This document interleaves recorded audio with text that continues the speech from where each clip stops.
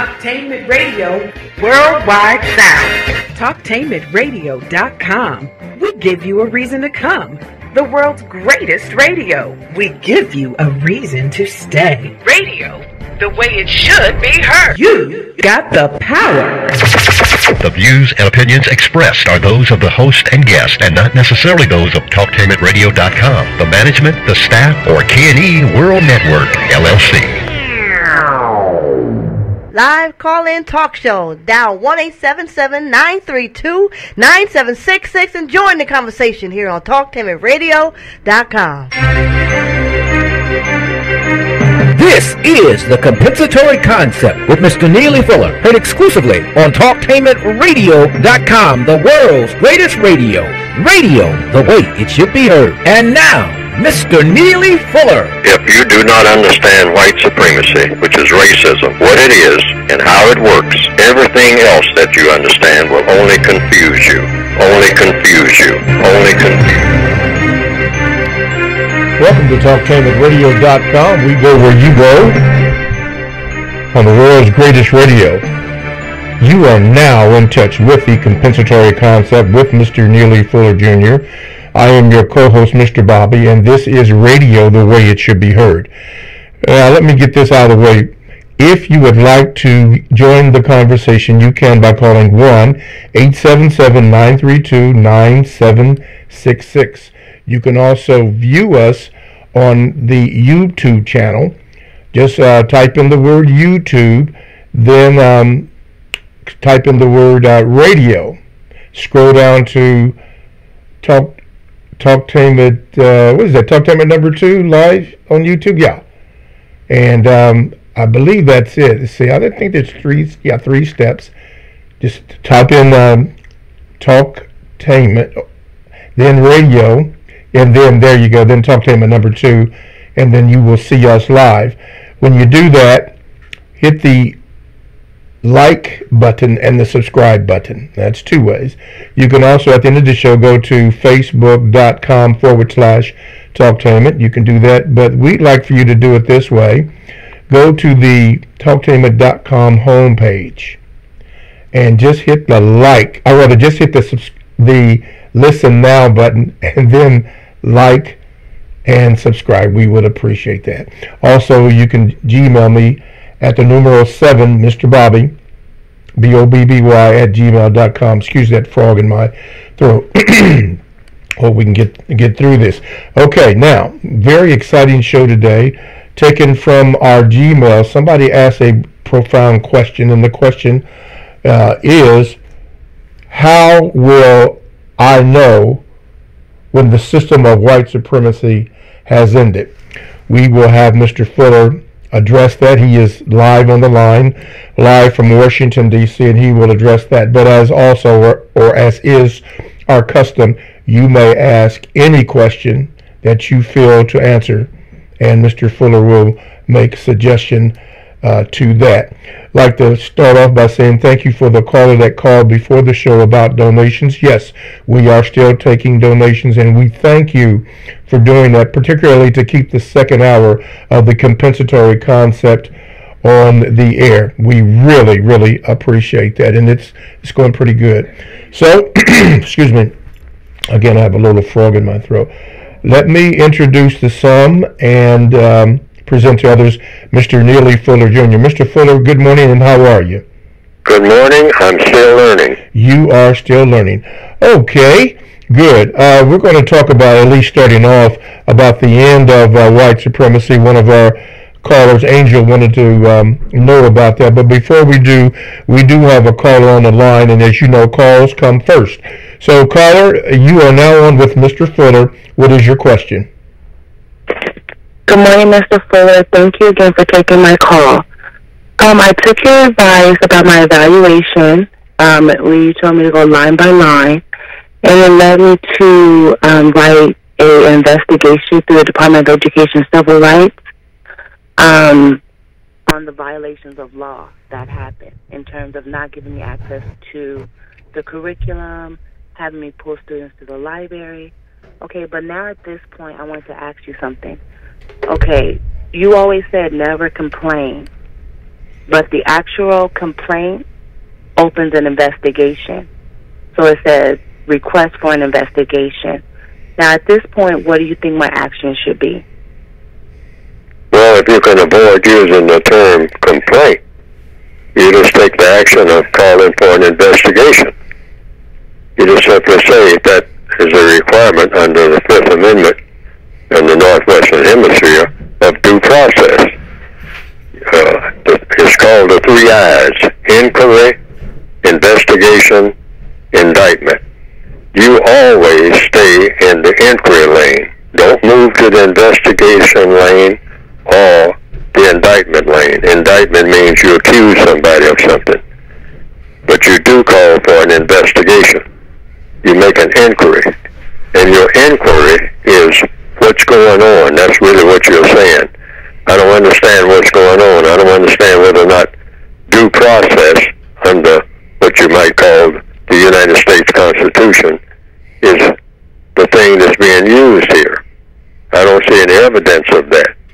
So I want an investigation to find out if the Constitution is being violated, not your rights, but the Constitution. Now, they use the word complaint, but unless you are told that you have to use the word complaint, then you don't use the word complaint. You're not complaining about anything.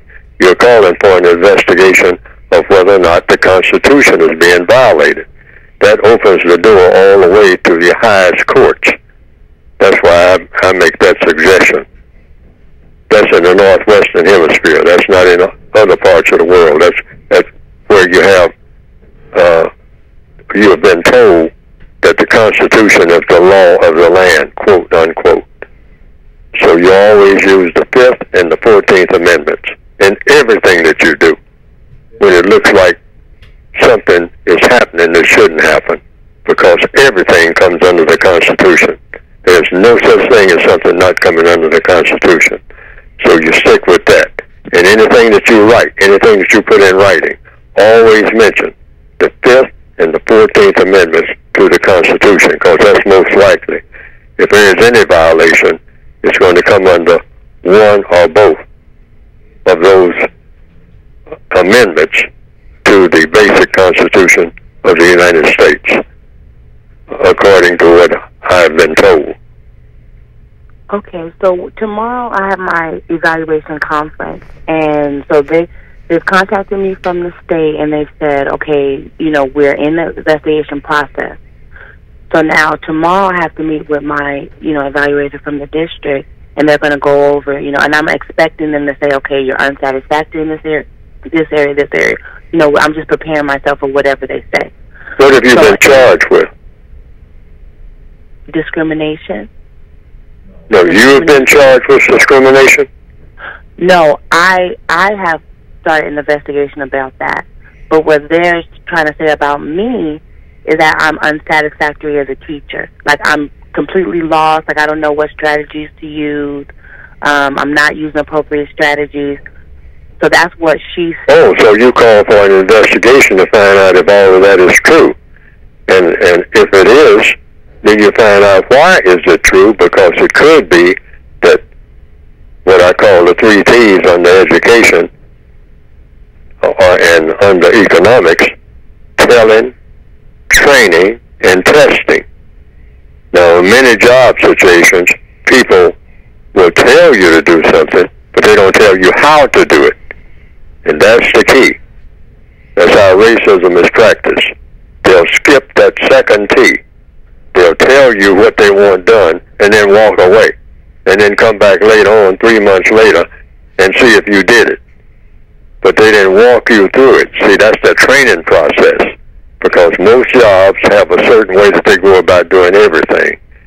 And if they don't fill in all the blanks in where that training is supposed to happen, where they're supposed to actually show you step by step what they want done and how they want you to do it, then that could be a violation of due process, meaning going about doing things the correct way. That's what due process means. Going about doing everything the correct way without skipping over anything or leaving anything out or putting something in that shouldn't be put in. So you call for an investigation to see if all that was done.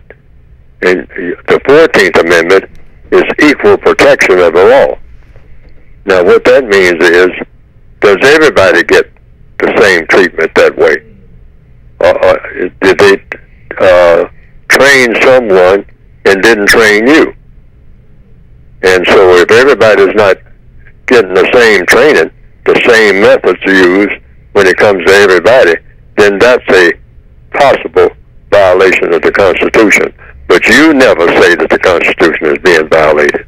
That's why you call for an investigation, so that the people who are charged with the duty to ensure that on your job situation, the Constitution is not being violated, that's their job. Therefore, you don't accuse anybody of anything. You just want to know, is there probable cause, and you have come to the conclusion, apparently, there's reason to believe, that's what they call probable cause, reason to believe that due process and equal protection was not adhered to, which would be, if it hasn't been, a constitutional violation. But you put that in writing, make a request for an investigation of all of these matters. Don't do a lot of writing. Just make that request. Just 1 or 2 lines, that's it. Call for an investigation to make sure that the 5th and the 14th Amendments of the Constitution in this particular matter were not violated. That's the way you put it in there. Okay, one last thing. The question was, now that you're telling me, I should ask for training. When I asked my principal, she came into my room and I said, I'm trying to set up my centers. I'm new to this school. I've only been in school for about a week. And I said, I'm trying to set up my centers, can you help me? She looks at me and says, I don't know how I can help you. Like she was like, I don't know how I can help you. Well, that was her answer. So what you do, your help is in the Constitution of the United States, so you have been taught ever since you first went to grade school, what they call elementary school. That's what the Pledge of Allegiance to the flag is all about. That's a guarantee that you will get constitutional help. The whole amendments to the Constitution, according to what I've been told, were written to help the people who can't get help from anybody. Everybody turns their back on you, like in the movie High Noon. I mean, everybody suddenly disappears when you're in trouble. So the Constitution is your court of last resort. And the core of that, for black people, is the 5th and the 14th Amendments. You might even add 13th Amendment, that slavery is supposed to be abolished. I mean, every now and then you got to put a test to that too, through an investigation to find out if somebody's trying to still enslave you. I mean, continuous slavery, really, which, according to the code, we're still enslaved, but you don't have to make that remark because that would be an accusation. On a job, you don't make accusations, ever. You call for an investigation of what? To see if the 5th and 14th Amendments have been violated in whatever matter you're bringing to their attention. Okay. And just make that request.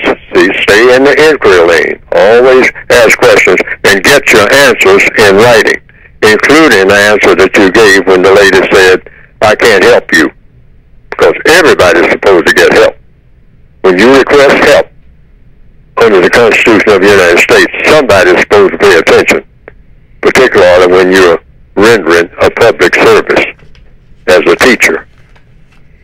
Alrighty. 1-877-932-9766 is the number that you can call to get in touch with Mr. Neely Fuller Jr.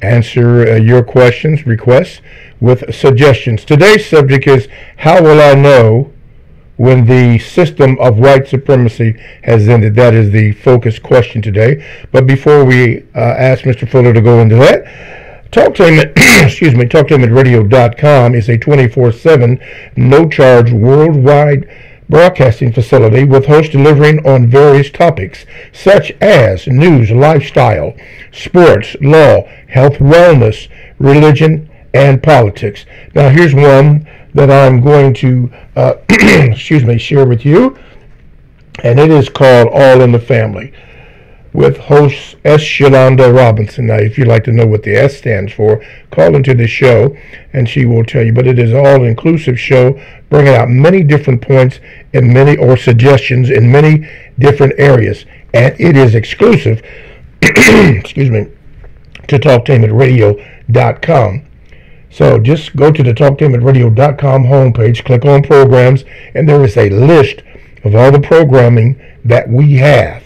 And select the one you want, in this case, All in the Family with S. Yolanda Robinson, and you can see what it's all about. So go to TalkTainmentRadio.com, click on programs for the scheduled times. Talktainment Radio, that's radio the way it should be heard. My name is Mr. Bobby, ailing a little bit, so I hope you can bear with me. And we are on the Compensatory Concept with Mr. Neely Fuller Jr. You can get in contact with the show by calling 1-877-932-9766, or you can Gmail me at the numero 7, Mr. Bobby, BOBBY, at gmail.com. Okay, Mr. Fuller, Angel wrote that question about when will I know when white supremacy has ended? And she asked me to ask you that. So what say you, Mr. Fuller? As an individual person, you will know, you can come to that conclusion when you're no longer hearing any reports anywhere about anybody being mistreated based on color, and about anybody that's a non-white person under the system of white supremacy, by the way, and any non-white person not getting, not getting the constructive help that he or she needs. In other words, racism has been replaced with justice. Justice means no person being mistreated, and the person that needs help the most getting the most constructive help in every area of activity: economics, education, entertainment, labor, law, politics, religion, sex, and war. And as long as you're hearing far or near, directly and indirectly, about somebody somewhere being mistreated based on color, then you assume white supremacy is still in operation. All right? That's because racism is white supremacy. White supremacy is racism. It's no other form of racism anyway. So any non-white person being mistreated on the basis of color, if you hear about that, you can pretty well assume white supremacy, racism is alive and well, and act accordingly. That's just one person anywhere on the planet. Now, that's a pretty stiff order, but it should be, because it shouldn't exist. None of it should exist. None of it should have ever been started. So the people who are still doing it, the people who started it, I mean, that's the criteria that they set for themselves. They shouldn't have started it. They shouldn't have ever even thought up anything like that. And so therefore, the criteria for anybody announcing that it's ended should be pretty high, pretty strict, right down to the wire. No guesswork. As long as you hear a report, just a report, that it's still going on, you make the assumption and act accordingly. This war has not ended. Period. It's continuous. And somebody might say, oh, well, you're talking about with all the people on the planet, no non-white person is being mistreated based on color? I mean, you know, and then say that the entire war is not over? The answer, yes. That's exactly what I'm saying. I'm talking about a complete wipeout of racism. Not one little pigment, one little blade of grass of it left anywhere. And if there's any whisper of a report, just a rumor of a report, you can assume this war is still going on. You shouldn't have started it if you didn't want that kind of criteria put on them, because it should be put on them. They started a big mess that has just messed up everything on this planet. Everything is all messed up when it comes to interaction between people. You can't name an area of activity that isn't completely a mess. Economics, education, racism has messed it all up. Sex, religion, it's all messed up because of racism. None of it is the way it ought to be. No area of activity, nowhere on the planet. Why? Because of just one thing primarily, racism in the form of white supremacy. Now that's either true or false. Yes, sir. Okay, let's go to the Gmails. From Singho says this: Good morning, Mr. Fuller. I have a situation where one of my non-white partners at the job feels very uncomfortable because she works with majority white people. She says that none of the white people at the job are doing anything to mistreat her. However, she remains uneasy. Can you please offer some suggestions or codified responses on how she can handle herself in a more relaxed and constructive way at the workplace among white people? Thank you very much. Well, she say no one is mistreating her. Racism is about mistreatment. Now, is she saying that she perceives she is being mistreated, but she can't put it into words, or what? Mistreatment is mistreatment.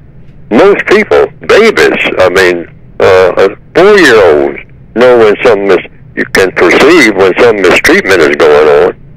So if there's no mistreatment, then there's no mistreatment on that job. All right? Now, racism runs the entire world, but within the context, if people call you on a job and give you the job, and they say you do this and you do that, and you'll be rewarded, you'll be compensated, then, and they don't do anything to interfere with you on the job or take something from you that you're entitled to, then where is the mistreatment? I mean, if you are just uncomfortable, well, that's nothing you can accuse anybody else of. You're just uncomfortable on the job, and you should ask yourself why you are uncomfortable. You can't ask anybody else that, because if you say there's no mistreatment and no one is taking anything away from you or sealing you off from anything that you think you're entitled to, then you have a situation where you're not being mistreated in that particular situation. Now, overall, worldwide, when you consider the existence of racism, you're mistreated from the day that you were born if you're non-white, because you're born in a prison system called the system of white supremacy. That's a given. But within the rules and regulations that they give in that prison, and you're assigned to a certain job in the prison, and they say that, well, now, what constitutes mistreatment for anybody, white or non-white, on this job would be this, this, and this. Now, if none of those things are happening to you, then why are you uneasy? I mean, just do your job, and that's it. Collect your paycheck. I guess that's what you came there for. Now, if you came there for someone to like you, and sometimes people do. Sometimes people like to socialize, they call it, on the job. You weren't hired on the job unless you were hired on the job for socializing. If that's not a part of the job description, you must socialize. And then somebody needs to describe what they mean by socialize. Do you get on the top of the desk and do a hula dance or what? What do they mean by socializing? There are some jobs where they say you must be able to interact with people in a relaxed, laid-back manner, some type of vague language like that. That needs to be nailed down to specifics. What do they want you to do? Do they want you to play a banjo or what? All right? And if that's not in your job description and all like that, just go to the job, say good morning to people, good evening, do your job, and leave. You came there primarily to get a paycheck. That's most jobs. That's what you're there for, to do the job and get compensated for doing the job that you're assigned to do. Now, the socialization, sometimes people, say, and I've heard black people say that, well, nobody wants to talk to me. Nobody wants to laugh and talk to me. I like to laugh and talk. Well, if that's not in the job description, then you really can't ask for that as a requirement. Mm-hmm. Laughing and talking. So then would that be a situation where you ask questions, for example, what do you want me to do? Yes. When do you, I'm sorry, go ahead. Yes, what do you want me to do? Why do you want me to do it? How do you plan for me to do it? And what do you expect the constructive result to be? But the first person you ask that is yourself. What do you want to do on the job? Why do you want to do it? How do you plan to do it? And what do you expect the constructive result to be? And you could also ask that of everybody else. In fact, those are 4 universal questions that anybody, anywhere on the planet, any time of day or night, can ask of anybody, because everybody wants something every minute that they are breathing. And say those 4 again so people can understand what those. Yes, that's in the code book. Yes, it is. Yes, and it's called the 4 wants, 4 questions rather, that you ask that pertain to WANTS, wants.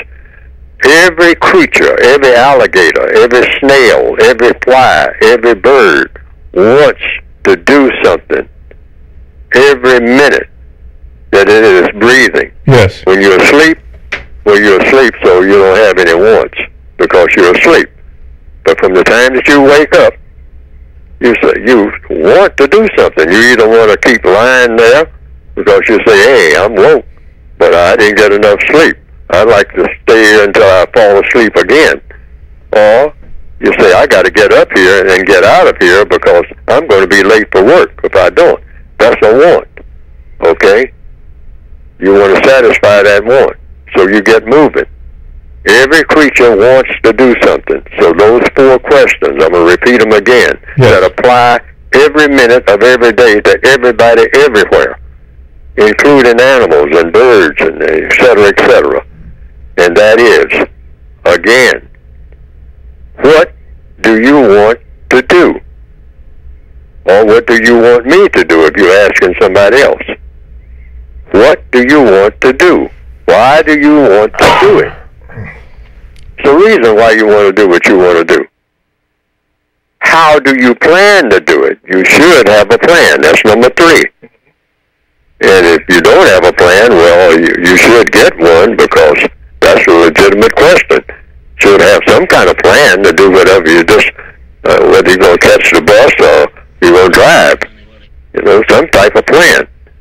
And number 4, and this is the bottom line question, what do you expect the constructive result to be? And don't help people with the answer when you ask those 4 questions.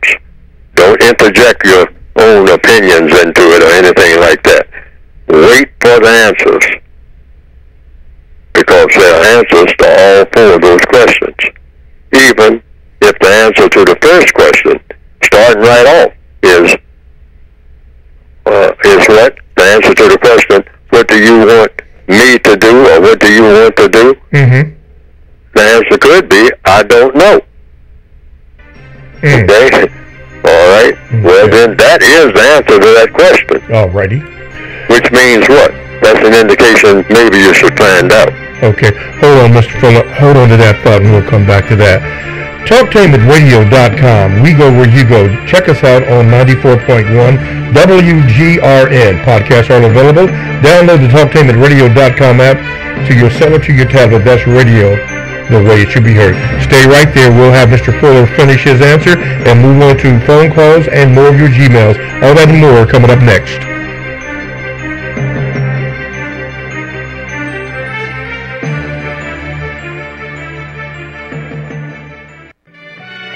For the best home fragrance and beauty products, shop Ash Kickin online. That's ASHKICKIN. Made with 100% natural quality ingredients and handcrafted with your family in mind, Ash Kickin products are better than those other guys.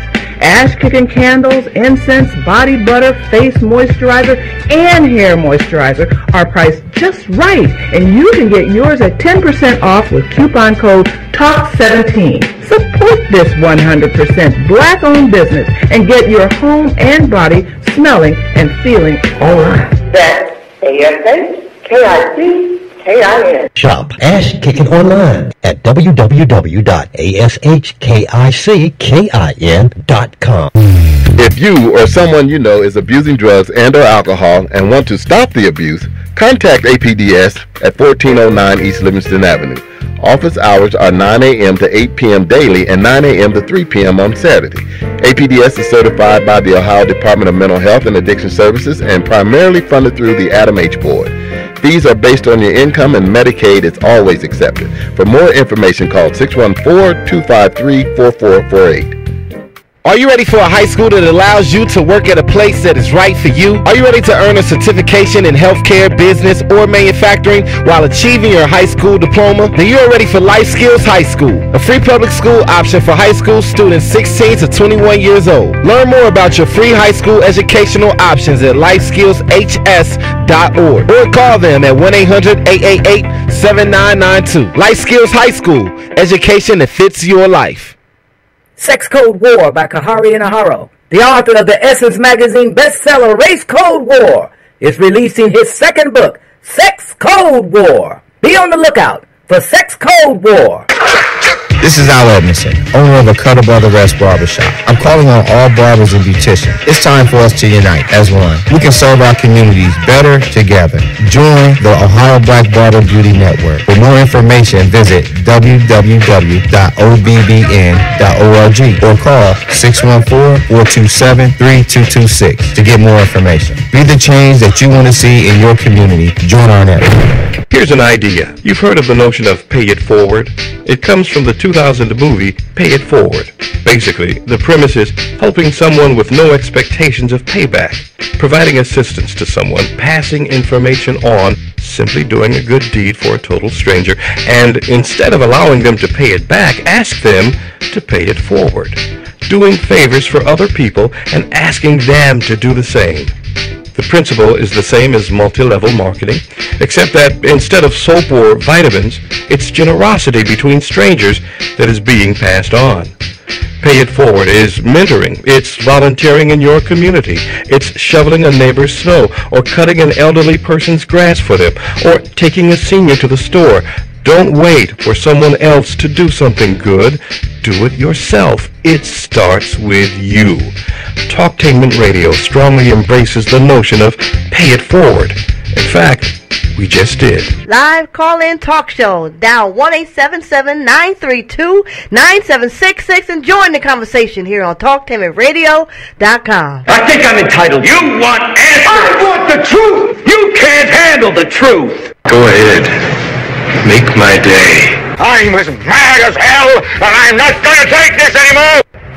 You got the power.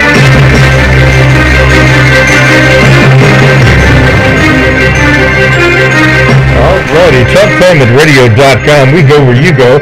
Download the TalkTainmentRadio.com app to your cell or to your tablet. That's radio the way it should be heard. My name is Mr. Bobby. I am the co-host of the Compensatory Concept with Mr. Neely Fuller, and I'd just like to give thanks out to Dr. Harris and my program director in the back who gave me something to take care of my throat, and trust me, I feel much better and much ready to go. All right, we are discussing how will I know when the system of white supremacy has ended. Mr. Fuller is addressing that, but he was on a rant. So, Mr. Fuller, would you like to finish the thought that you had before we had to take the break, or go to a Gmail? Well, you can go to another email because I've completed that one. Okay. All righty. Okay. 1-877-932-9766 is the number that you can call. You can also Gmail me at the numeral 7, Mr. Bobby, BOBBY, at gmail.com. And that is the way that you can get on here. Okay. This comes from who? Anthony. Says, Mr. Fuller, I recently arrived at my 40th breath year on this planet last month, and I have started to receive a lot of pressure from colleagues at work and acquaintances and or people from my dysfunctional unit, he was said as his family in parentheses, to settle down and find someone to marry. I've lived a long time on this planet, and I have never had close interaction with a non-white female that I have truly desired to settle down with her and marry. I quite enjoy my own freedom to do my own activities when I want. I don't like the idea of someone constantly phoning me to find out my whereabouts, and also I have issues with lusting after different women. Mr. Fuller, please, with all your life's experience, observations, and knowledge of this universe, what are your compensatory thoughts and or on the concept of marriage for black males under the system of white supremacy racism? How much emphasis should a black male place on the concept of respect, not lying to oneself, when considering marriage? Mr. Fuller, I look forward to your reply. Kind regards, Anthony. You have to do whatever you're comfortable with, but you're not going to get it the way it ought to be. You can get it to a level where it's functional. That is, when I say get what the way it ought to be, get any relationship the way it ought to be, particularly this thing called quote unquote marriage, girlfriend, boyfriend, etc., care mate, which is what the code calls it. You can choose a care mate, a mate that cares for you, and you care for her, according to the code. But do not, under any circumstance, ever expect it to be the way that it should be. You can only get it to a functional level. Why? The white supremacists are not going to allow any non-white person to be in a so-called relationship with another non-white person that is the way it ought to be. That's why white supremacy needs to be eliminated and replaced with a system of justice. They don't allow that. If they allowed that, that would be a huge reason not to even get rid of racism. I mean, why get rid of something that's not giving you a problem? But the racists make sure that all so-called relationships between non-white people are going to be a problem between non-white people. They're not going to be able to get along under this system. That's not happening. Even when we think it's happening, it's not happening. Now, what do I mean by get along? I mean according to the criteria, the way it should be, with people who are in the universe, people who are completely in tune with everything that is constructed in the known universe. And you cannot have a constructive relationship between a black male, for instance, and a black female in a non-constructive society. And the system of white supremacy makes everything non-constructive when it comes to non-white people. So we can reach a level of acceptability, which is what we all do.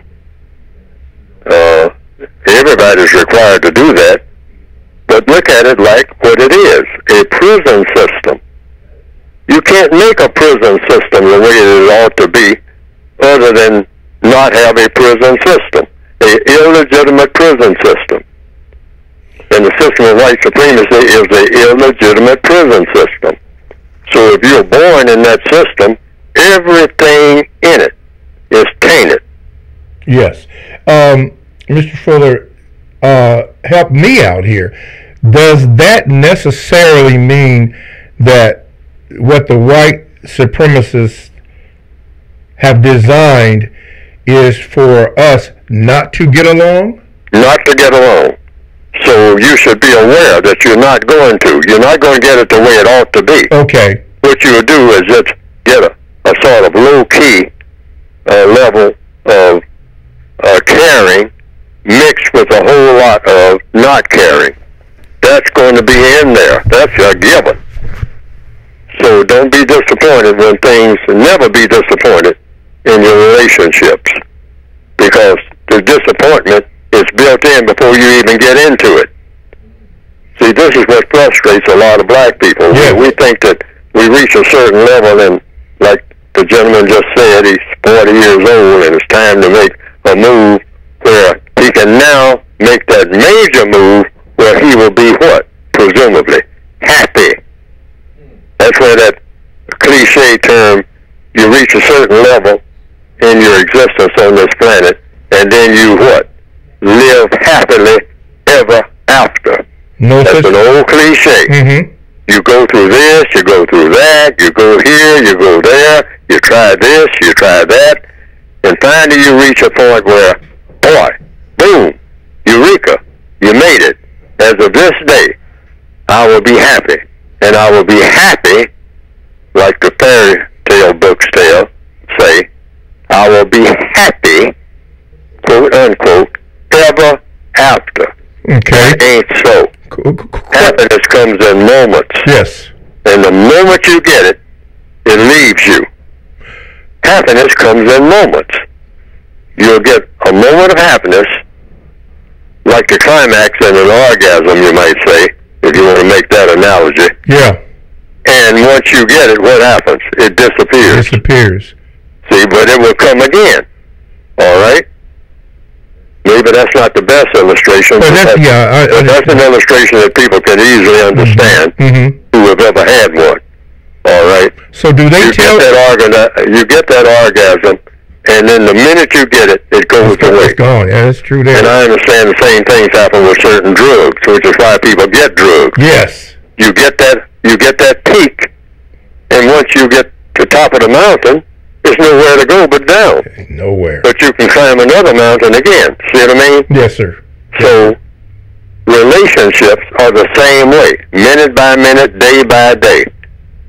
You have some moments where you are absolutely ecstatic, and then you have a whole bunch of moments in between where you're not ecstatic. You might not be miserable, but there'll be a lots of what you call boredom. You're just flat out bored. Mm-hmm. And you're not even interested in the person that you made your commitment to. And that person is not interested in you. Wow. All right? Mm-hmm. But there will be times again when you are. It'll come again. And then it leaves as fast as it gets there. But that's that way in everything, not just in relationships. It's that way in going on a picnic or anything, or when you sit down to eat a plate of food. I mean, you are carried away while you're eating. But the minute the food is in your stomach, you haven't hit that peak now. You're not tasting those pancakes anymore. Why? Because the pancakes are now in your stomach. So now, if you want to get that thrill again of eating pancakes, what do you have to do? Eat some more pancakes. Wow. 1-877-932-9766 is the number that you can call, or you can Gmail me at the numeral 7, Mr. Bobby, BOBBY at gmail.com. Before we talk about your book, does that mean, according to what you have suggested, that the white supremacists tell you when you can be happy or instruct you in what you can be happy about?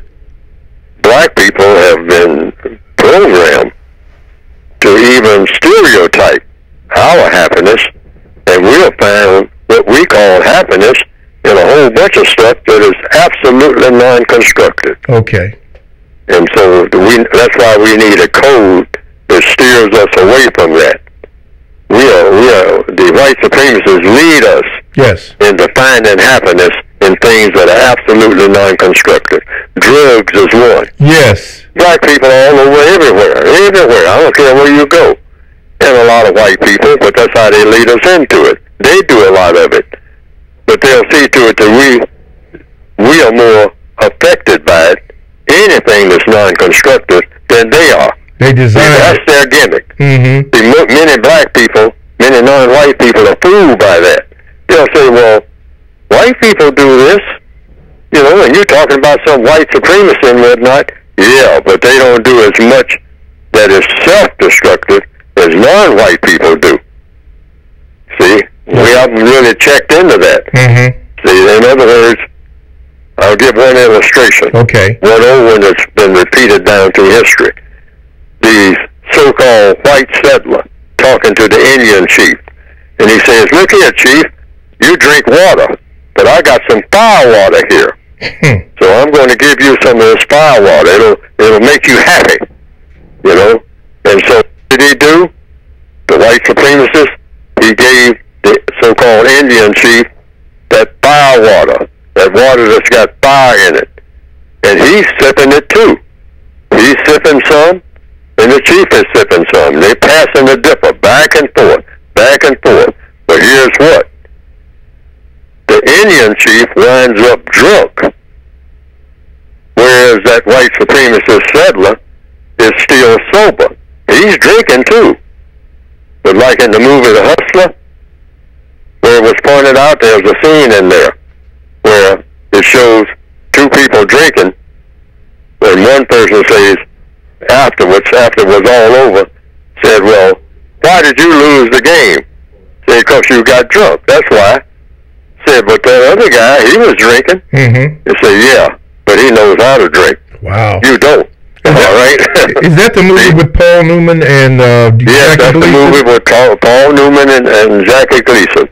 And when I saw that scene, I thought about going back to the Indians, because Indians everywhere are known for alcohol now. Yeah, and smoking that peach. They drink clear water, mountain water and all like that. Yes. All right? But the white supremacists gave them what? Rum.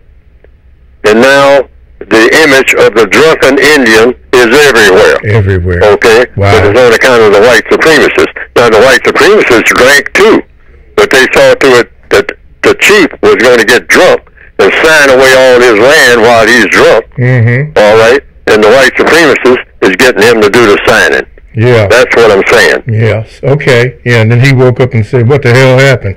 Right. There you go. Okay.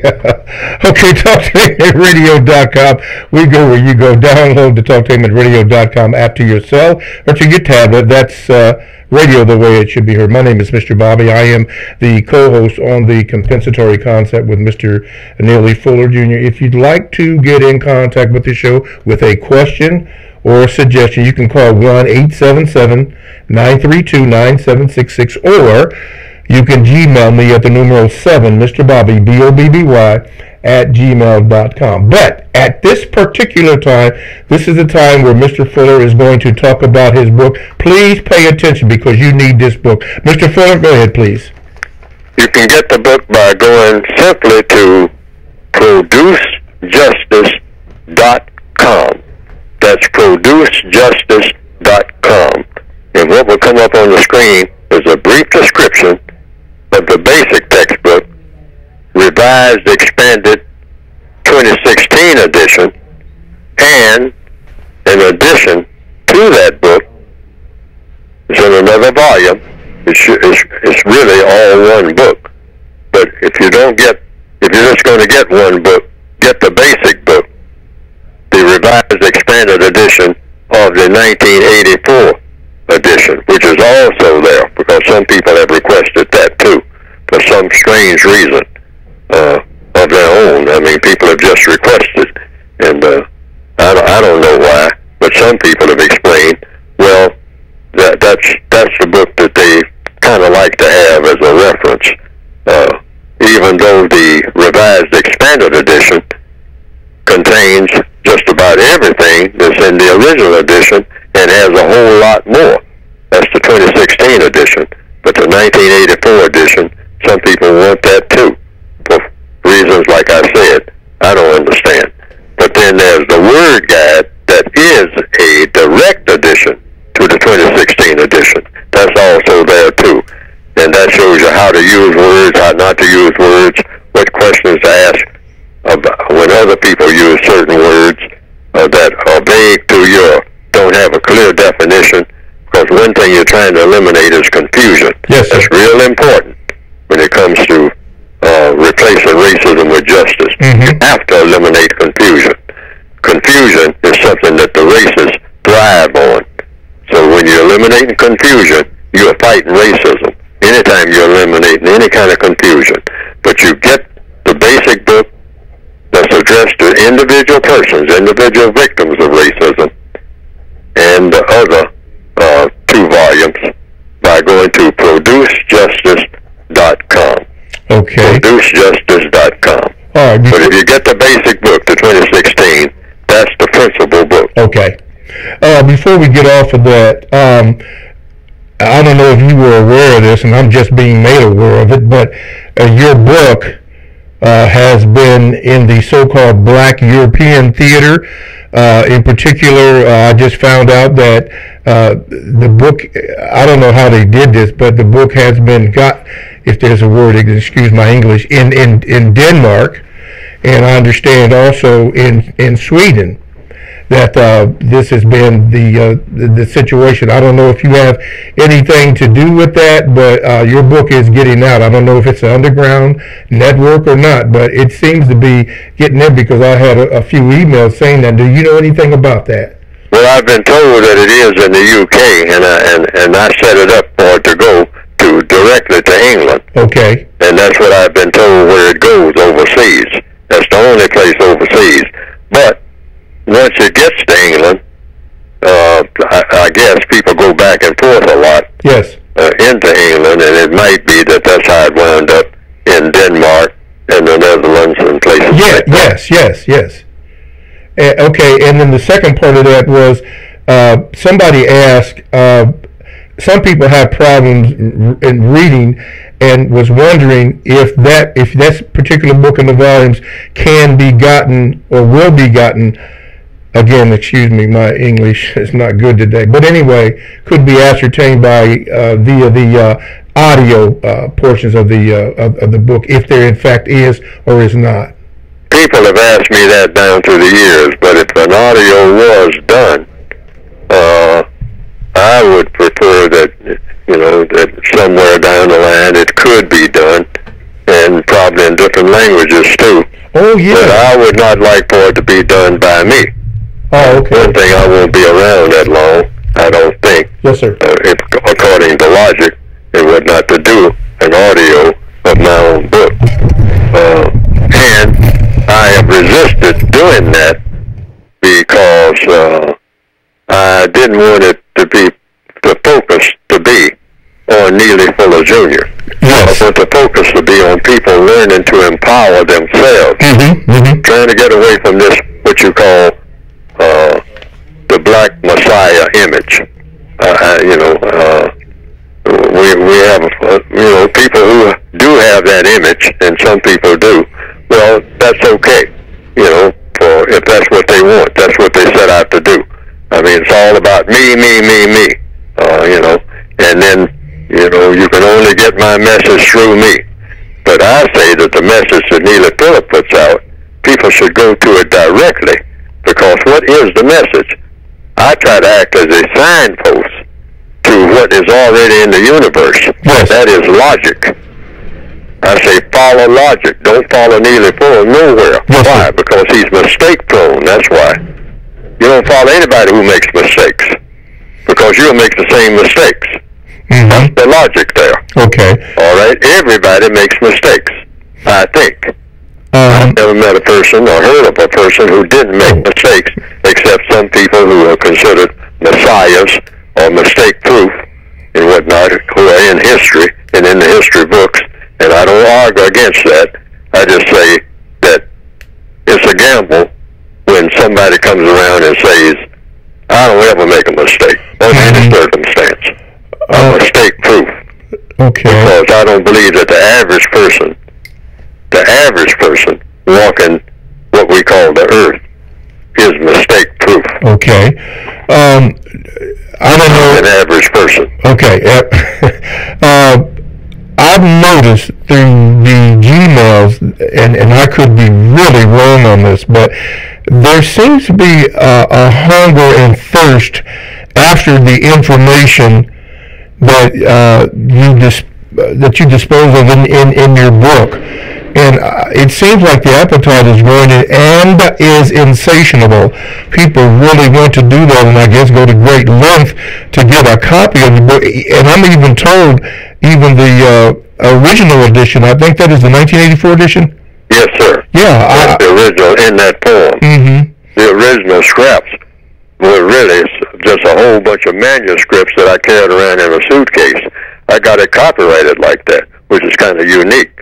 But it wasn't in a poem, in a book poem. It was in manuscript form, meaning loose leaf pages. And for years, I carried around the entire code, and actually it was 1,300 pages at one time, in a orange suitcase with a big belt around it because it was bulging so much that I couldn't lock it. And so I had a belt tied around it. I looked like some type of carpetbagger, every time I would go on a trip.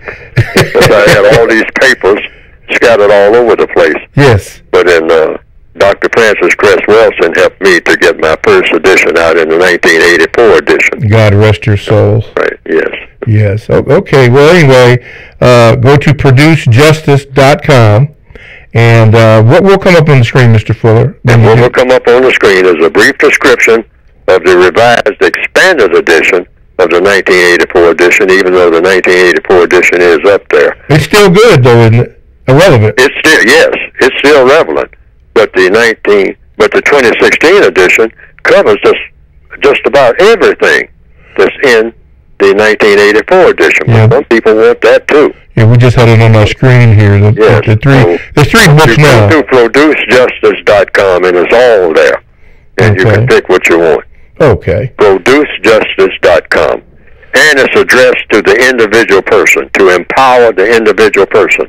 The concept is, if you solve the problems of each individual person, you solve the problems of all people. That's the concept. So a person becomes an organization within him or herself. You don't have to join anything. Join yourself. Make yourself empowered. Have the answers to the questions that you are seeking yourself by following logic. Logic came with the universe. That way you're not beholden to a person who is vulnerable to making mistakes. Yes, sir. Or a person who eventually is going to die. See, I see black people all of my existence on this planet. I've seen people get in a state where they are going to pass away. And everybody's saying, oh, please don't die. Because if you die, we are helpless. Who's going to lead us? Lead yourself. Because the person that you are following is following something. Follow whatever they're following. Alrighty. That would be logic. The logic that the creator of this universe put into the universe. What is logic? Cause and effect. Problem solving. That's all it is. Problem solving. Alrighty. Learn how to solve problems. All right. You got your own power. Mr. Fuller, we have to leave that there so we can go with the second hour. So hang on, Mr. Fuller. Hang on, listeners. TalkToHim@radio.com, the world's greatest radio the way it should be heard. We will see you or be with you in the next hour.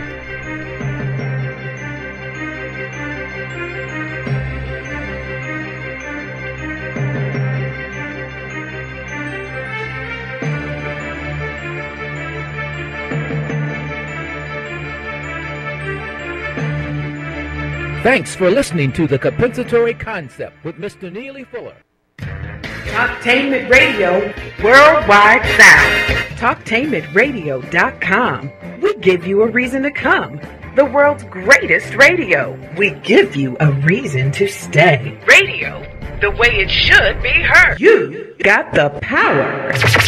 The views and opinions expressed are those of the host and guest and not necessarily those of TalkTainmentRadio.com, the management, the staff, or K&E World Network, LLC.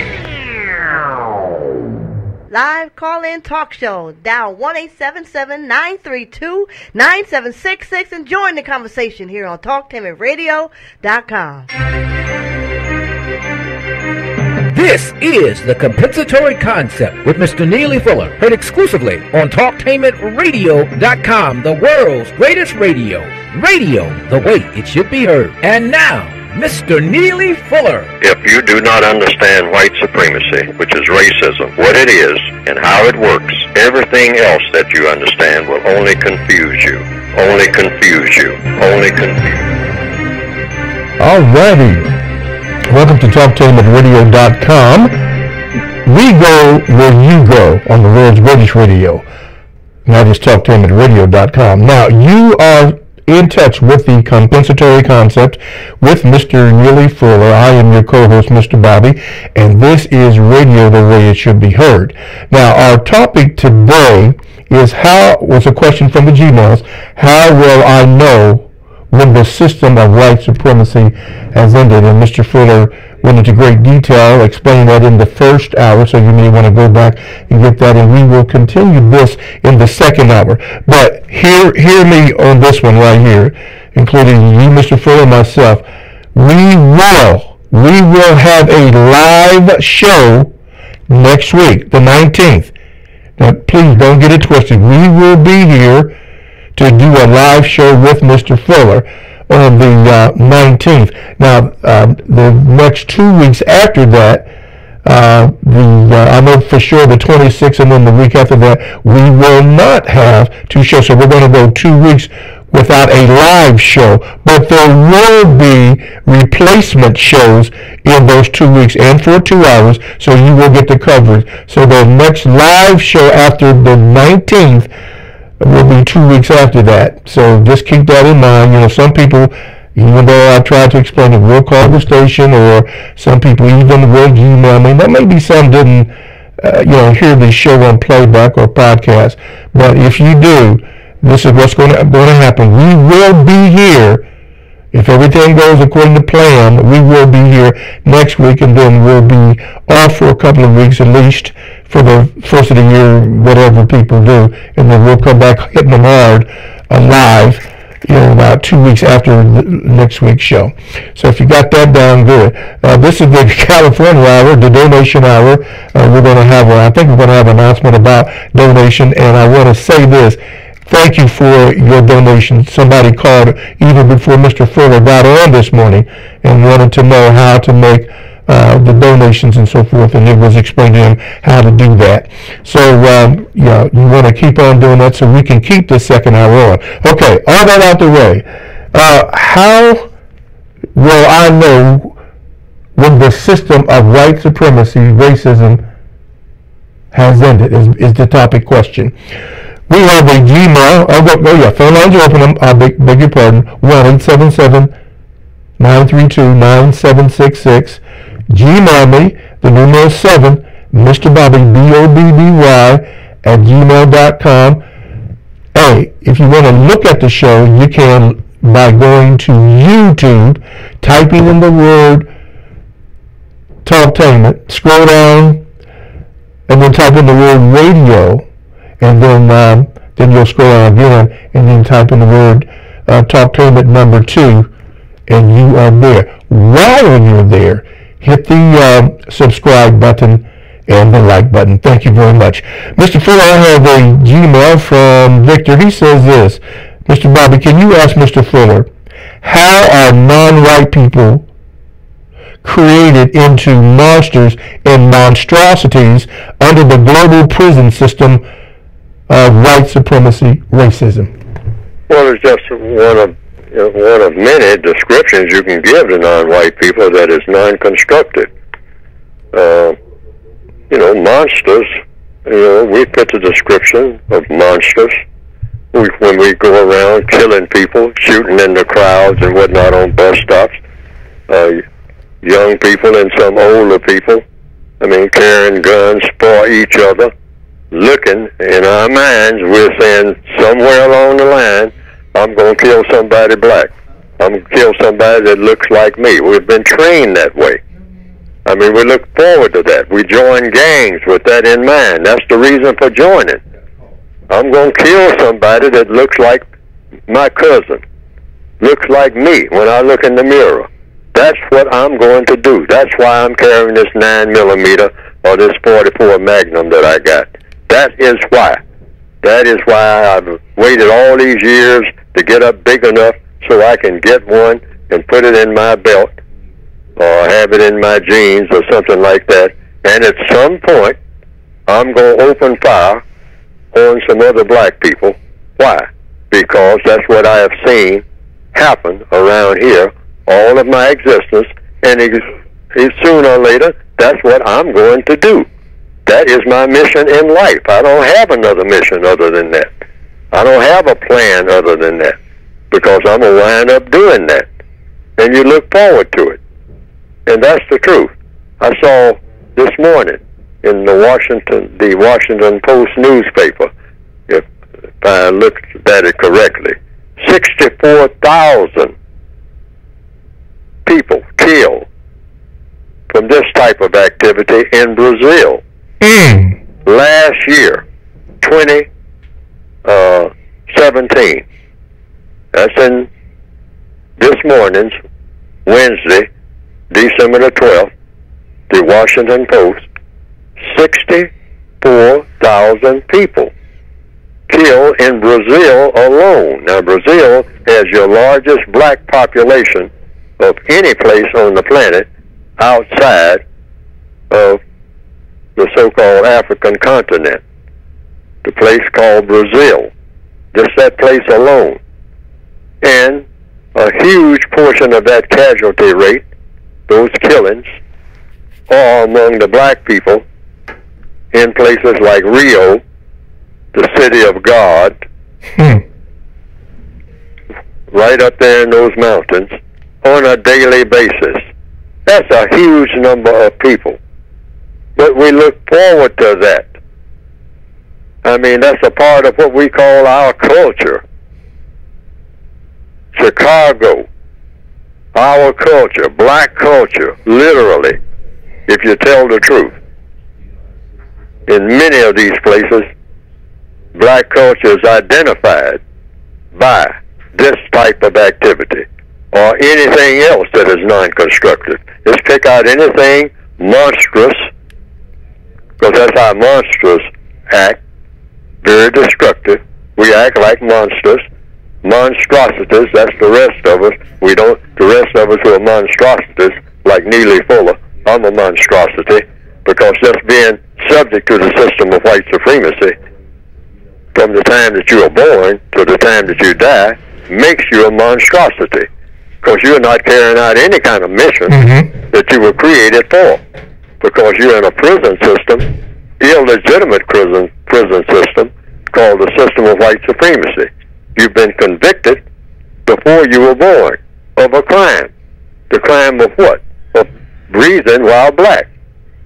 That's what the system of white supremacy convicts you for. So just being here and being punished for that makes me, by definition, a monstrosity. Wow. And then when I get so angry about my situation, not knowing what to do about it, and then pick up a gun or a knife and go out, and because it's easy to do. Yes, that's the reason we do it. It's easy to do. Go out and look for some other people that look like me to kill, because I'm so frustrated about the whole thing. Then I have become that monster. I've gone from monstrosity to monster. I'm already a monstrosity. I'm already weird. I'm already something that really is way out of place and almost practically good for nothing, like they say that we are. Why? Because we are born into a system that makes us that and deliberately designs us to be that. And then get us not only that, but to brag about it. Yes, sir. Which makes us even crazier than we started out being. But before we take this next call, which is just on the line, the word chocolate city, which was, I think, was referred to Washington, D.C. at one time. I don't think that was necessarily a good line. Was that what is that what Washington was called at one time, Chocolate City? Oh yes, it was called that because the majority of the people in Washington were black. Because why? The white people moved out. When black people move in, white people in the system of white supremacy say, these people don't bring anything to the table that I need. I have what I need from white people. Just like those black people get everything that they need from white people. Okay. So why would a white person want to be around a black person in the first place? Unless they're up to something that they shouldn't be up to, that they can get among black people and do something destructive that nobody will bother them about. Even with Marion Barry, have a reputation for doing nothing that is nothing that is constructive. Yes, what was the question? Even with Marion Barry being there, it still didn't make any difference? Doesn't make any difference because what does a black leader do, so-called, in any position, regardless of the title, president, mayor, whatever? A person who is black in the system of white supremacy is still a prisoner of war. Okay. And a prisoner of war has to ask who for whatever he or she gets. Got it. The people who run the prison. Got it. Okay. That's the way that works. Okay. I mean, we don't have any resources just because I have a title. I can have the title of president of the world in the system of white supremacy. But if I'm going to get a light switch to turn on the electricity, or get a boat that's out there in the harbor, or get anything for what you call for quote-unquote my people, and that includes all the black people who call themselves leaders, because the code says anybody in the system of white supremacy, all of the leaders of black people are white. No exceptions. No such thing as a black leader in the system of white supremacy. So if you don't have black leaders, what do you have? Spokespersons. Okay. Like it says in the code book. Neely Fuller is a spokesperson. Why? I speak. Speak about what? About anything. I'm just speaking. I don't control anything. I don't have any factories. Yes, sir. I don't have an army. I don't control myself. I don't know whether or not I'm going to be fed tomorrow. The white supremacists decide whether or not I'm going to have food on the table tomorrow. All right. Now, a lot of black people will say, no, my God sees to it that I got food.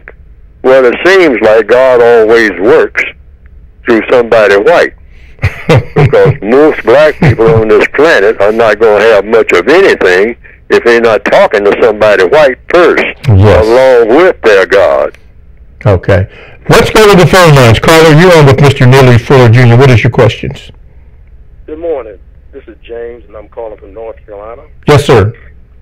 Mr. Fuller, based on evidence as you know and understand it, since the date of your birth until the present time, has the system of white supremacy increased or decreased in power? If you think it has become more powerful, what evidence can you provide to support your belief? If you think it has become weaker, what evidence can you provide to support your belief? The system of white supremacy is just the system of white supremacy. That's just frozen. That's absolute. Now, you've had all kind of modifications, but it's just like modifying the same automobile. All right, you put some trimmings on it, and then next year you take them off. Or, a Christmas tree, you decorate it, and then you take the decorations down, but it's still a tree. Okay? So you do this and do that, and the white supremacists do that. They have done that ever since the beginning of white supremacy. They have made black people appear to have made what you call progress. But the white supremacist system is designed that when they give you one thing, they take away something. They'll give you one thing that you need, take away something that you need, and then next year they'll give you the same thing back that you had before, and then take away the thing that they gave you last. And they keep doing that. And there's no such thing as progress in the system of white supremacy or the people who are in it. Why? Because as long as you're in a prison system, you're in prison. There's no such thing as progress in a prison. It's just different cellmates and whatnot. That's all. Different paint on the wall. You get a different mattress every now and then.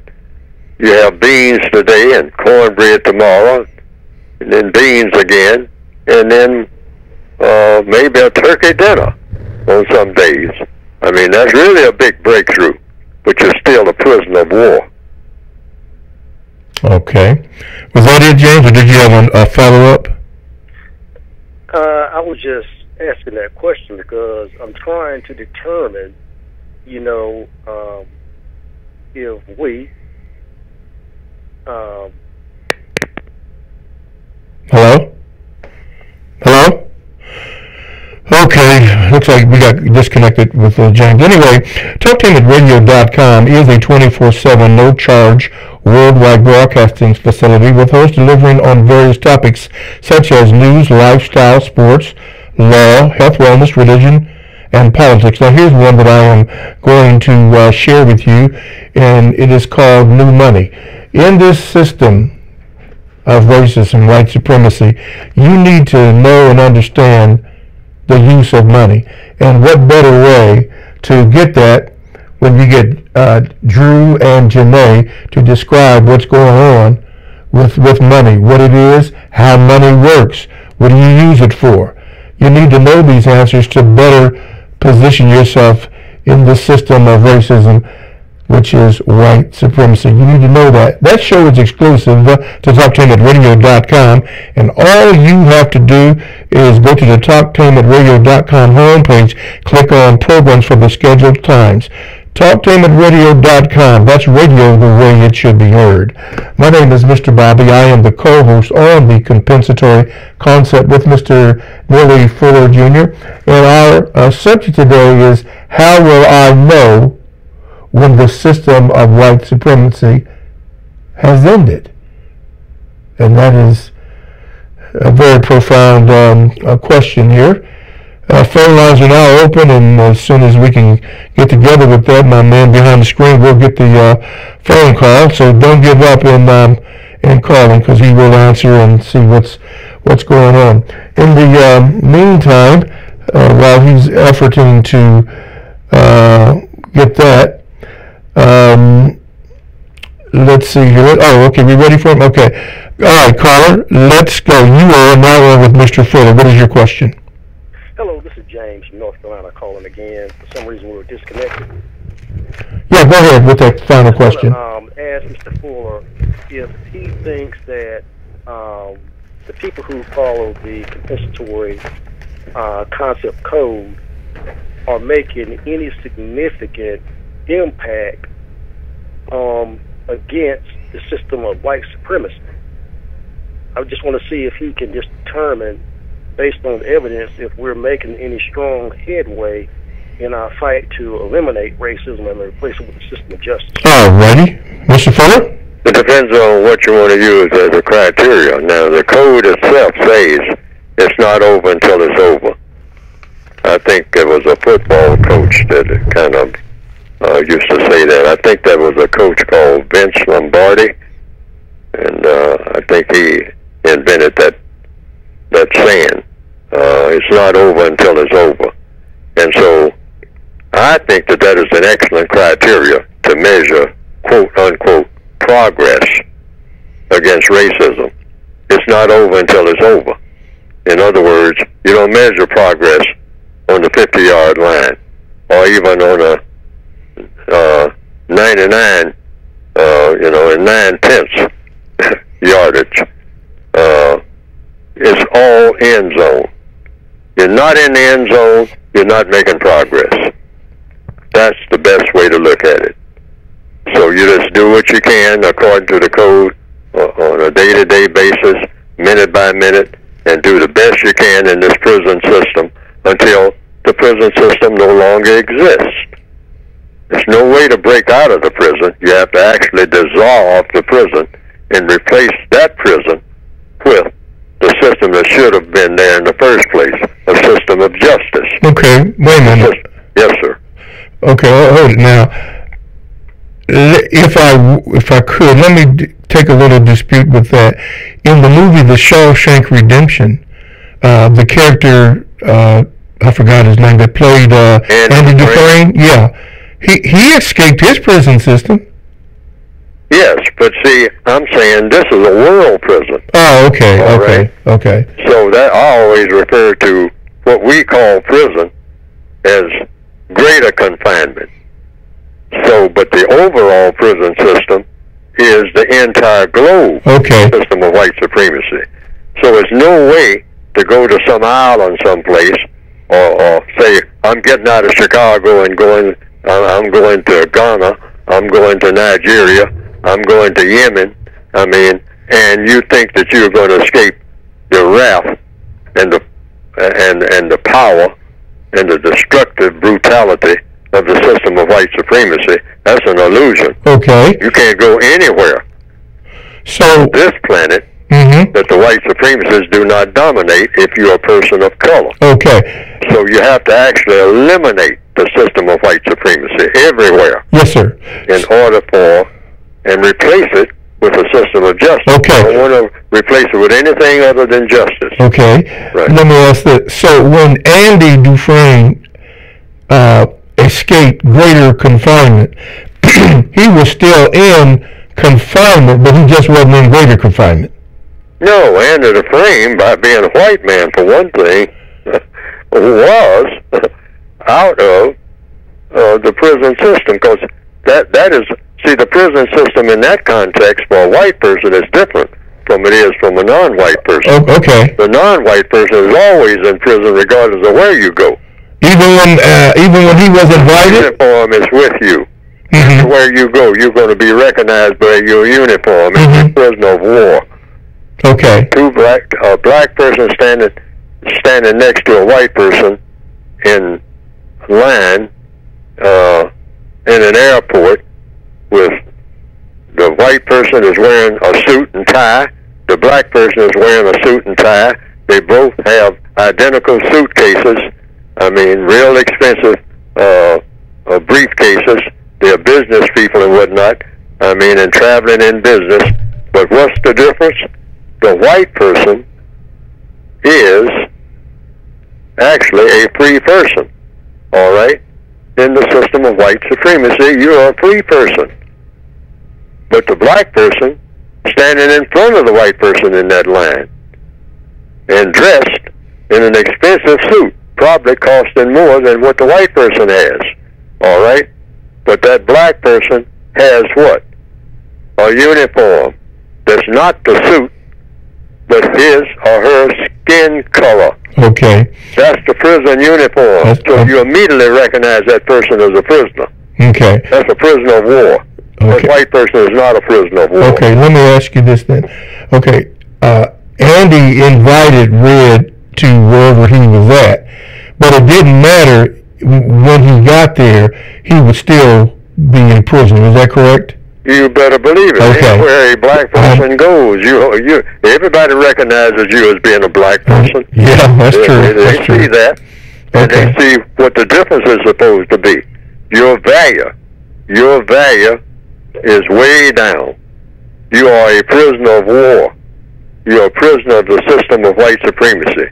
You're in captivity, and you should be treated like someone who is in captivity. Even though people talk nice to you and all like that, well, hey, prisoners of war sometimes talk nice to you. Yes, sir. But you're still recognized as a prisoner of war. Okay. Alrighty. Let's go to the phone lines. Caller, you're on with Mr. Neely Fuller Jr. What is your question?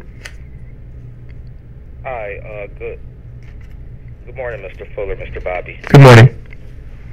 Last week I talked to you guys about being accused of a crime or being accused of shoplifting while black, and I told Mr. Fuller about a black woman who I know who was recently accused, and Mr. Fuller told me that actually recently he was accused. But I just wanted to make a quick comment.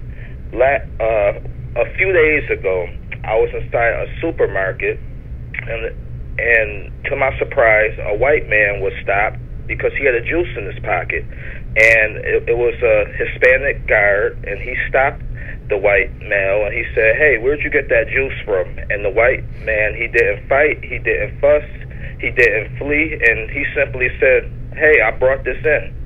And long story short, the guard let him go. So just as Mr. Fuller said, if we don't fight, fuss, or flee, and instead of us making, say, a big fuss and cussing and arguing and doing stuff like that, it would be a lot easier on black people. So the question is if we followed those 3 F's, would our lives be at least simpler and easier under the system, Mr. Fuller?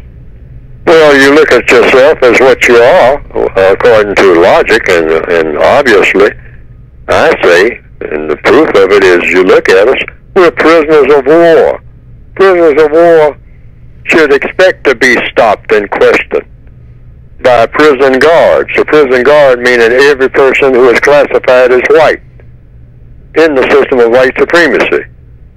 I mean, that's the authority, being white. That's your authority. You don't need any other authority. And black people have to realize that. That's the way, that's the deal. People don't say that, but that's the truth of the matter. So, if you are stopped as a prisoner of war, prisoner, step forward. You know, what's that you got in your hand here in the prison yard, okay, of white supremacy? All right? So you just simply say, I have this, I have that. Well, where did you get it? You know, talking very harshly to you. You should expect that, you know. Well, I got it from the warden. Oh, well, I don't believe you. Let's walk over to the warden's office and see. So you walk over to the warden's office, you don't fuss, you don't fight, you don't flee. And so the warden says, yes, I gave it to him, he's authorized to have that. All right, okay. I just want you to know that I'm watching you. All right. Well, yeah, that's what you do. You're a white person in the system of white supremacy, and I'm black. Yeah, I expect you to watch me and see that I'm conforming to the system of white supremacy rules. Prisoner of war. That's what I am. I'm not nothing else, even though I like to think of myself as something else. But just because I think it don't make it so. Because they will show you that you are something else other than what you think you are if you're black. And black people shouldn't have to find that out the hard way by saying something like, I'm not paying no attention to you. You don't have no authority to question me. I mean, you know what you can do. I mean, you know. And so if it's a white person, say, yeah, they know what they can do. They can make it harder for you than you already got. And if you want to put that to a test, who's going to come to your rescue? See, that's the one thing that black people don't think about.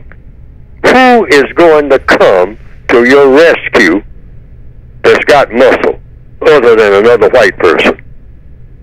But if you challenge white supremacy, you ought to be thinking about that. Yes. Yeah, you think that you are bad. All right, yeah, you might be in the hood dealing with other black people. But you get in the space of a white supremacist, the only person that can rescue you from that is another white supremacist who has sympathy for you. And if you don't believe it, put it to a test. Because all of your homies put together are not going to be able to overrule the white supremacists. And if you don't believe it, tested. Alrighty, we gotta leave it there. We can pick it back up on the other side of the break. TalkTimeRadio.com, we go where you go. Check us out on 94.1 WGRN. Podcasts are all available. Just simply download the TalkTimeRadio.com app to your cell or to your tablet. That's radio the way it should be heard. Stay right there. We're going to finish up. I'll let Mr. Fuller finish up on this answer here, and we'll have more of your Gmails. All and more coming up next.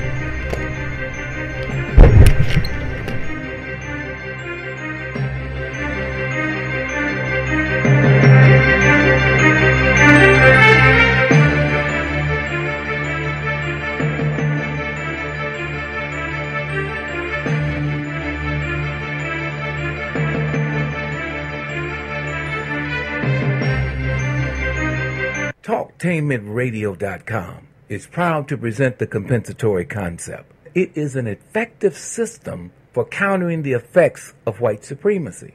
TalkTainmentRadio.com is able to carry the first hour. However, the cost for the second hour is exceeding our limited budget. That is why we ask for your kind assistance in keeping the second hour on the air. If you believe like we do, help us in this struggle for justice. Go to the gold donate button on the TalkTainmentRadio.com web page and hit the gold donate button. That's the gold donate button. And please donate. Help us to keep the second hour of the Compensatory Concept on the air. Thank you. For the best home fragrance and beauty products, shop Ash Kickin online. That's ASHKICKIN. Made with 100% natural quality ingredients and handcrafted with your family in mind, Ash Kickin products are better than those other guys. Ash Kickin candles, incense, body butter, face moisturizer, and hair moisturizer are priced just right, and you can get yours at 10% off with coupon code TALK17. Support this 100% black-owned business and get your home and body smelling and feeling all right. That's ASHKICKIN.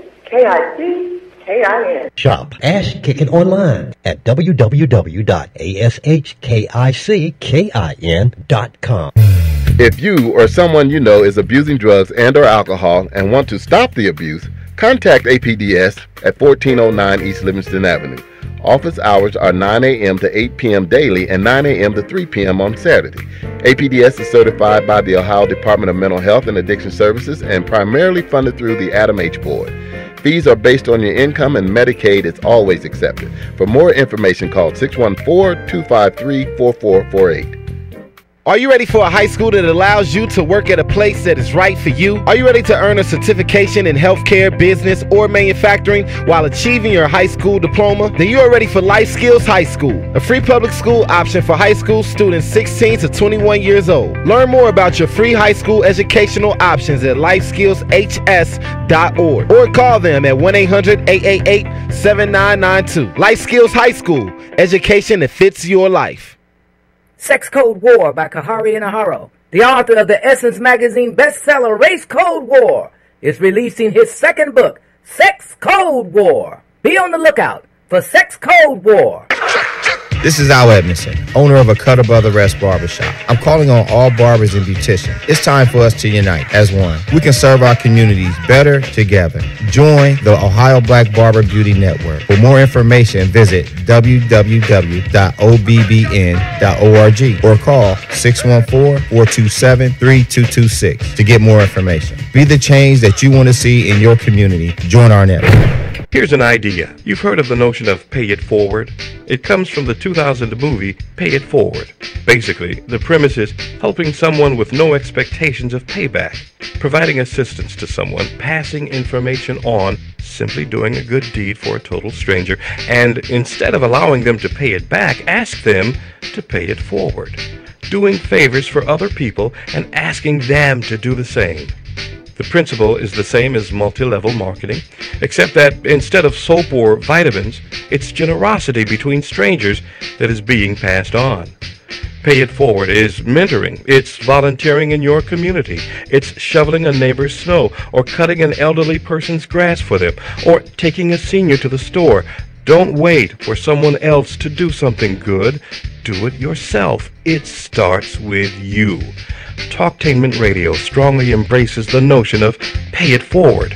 In fact, we just did. Live call-in talk show. Dial 1-877-932-9766 and join the conversation here on TalkTainmentRadio.com. I think I'm entitled. You want answers. I want the truth. You can't handle the truth. Go ahead.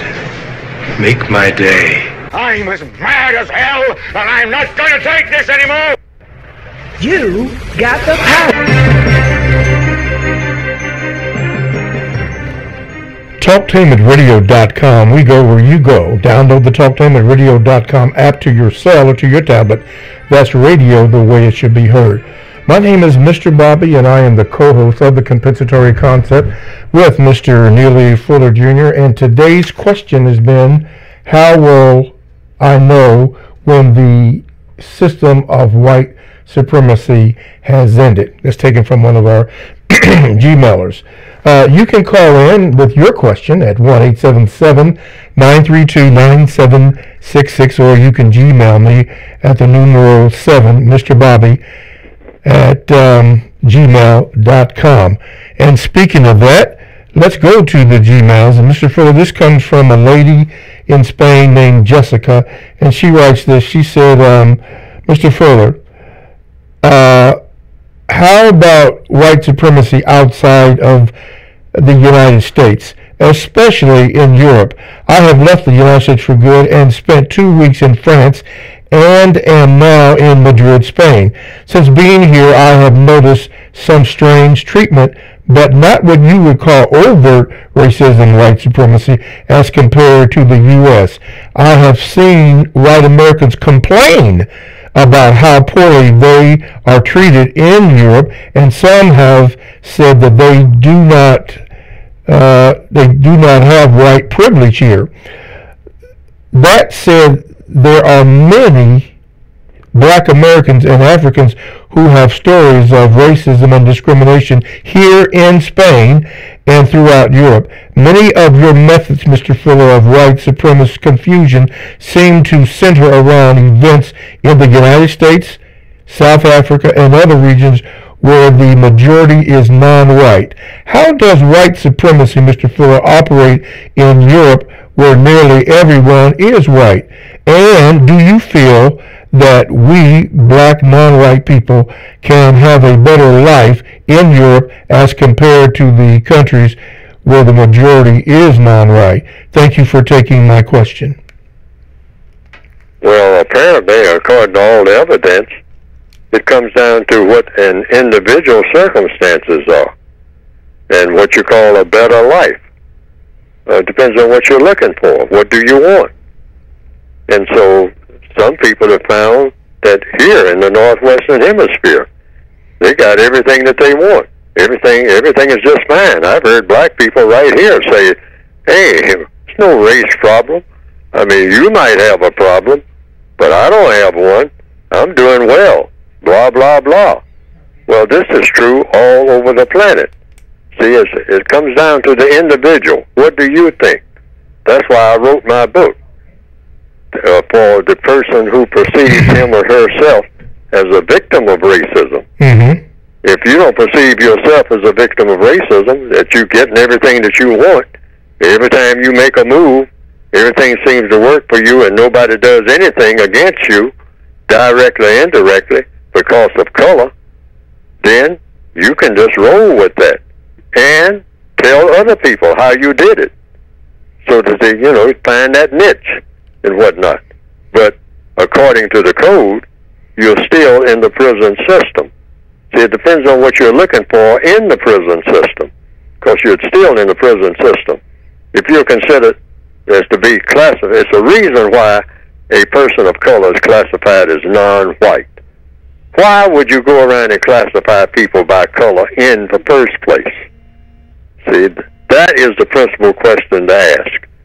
Why, in a census, in what's considered to be a very intelligent people, a very forward-thinking people, why would they set up a system like in the Northwestern Hemisphere, which is where a lot of people aspire to come to, the Northwestern Hemisphere? Why would you have a census population? A census meaning you go around and look at your population, and then you start putting labels on your population. Why is it the principal label called a census is primarily based on what? Color.